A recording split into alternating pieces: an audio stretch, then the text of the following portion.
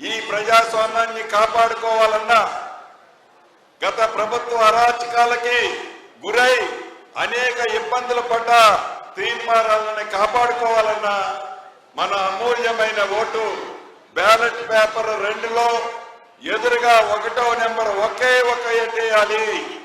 Option 1, 2 వద్దు. ఒకే option మీరు వేసేది. ఒకే ఆప్షన్ 1వ నెంబర్ వేసినట్లయితే నాకు తెలిసి 1,25,000 ఓట్ల మెజార్టీతో తీర్మానాలను గెలవబోతున్నాడు. ఇది నగ్న సత్యం. ఆ గెలుపుని మాజీ ముఖ్యమంత్రి వచ్చి రోజు రోడ్డు మీద ముగ్గు నేలకు రాసిన ఆయన తొత్తులు వచ్చి గల్లీల్లో తిరిగిన కేంద్ర ప్రభుత్వం పేరు చెప్పుకొని, రాముల వారి పేరు చెప్పుకొని ఎన్నికల ప్రచారం చేసి కేంద్ర ప్రభుత్వంలో ఉన్న పెద్దలు వచ్చిన తీన్మార్ మల్లన్నని గెలుపు ఎవ్వరూ ఆపలేరు. ఇది ప్రజా తీర్పు, ప్రజల ఆశీర్వాదము.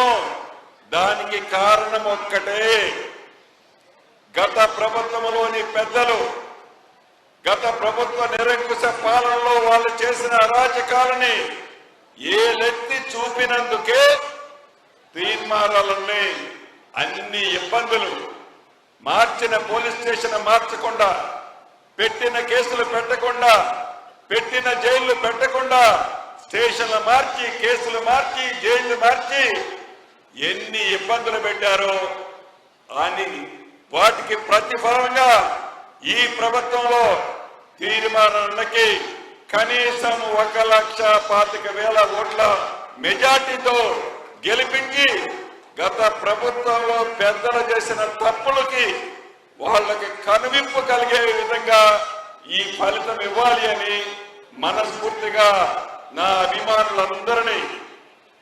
అభిమానులందరినీ పేరు పేరున కోరుకుంటూ జై కాంగ్రెస్. Thank you.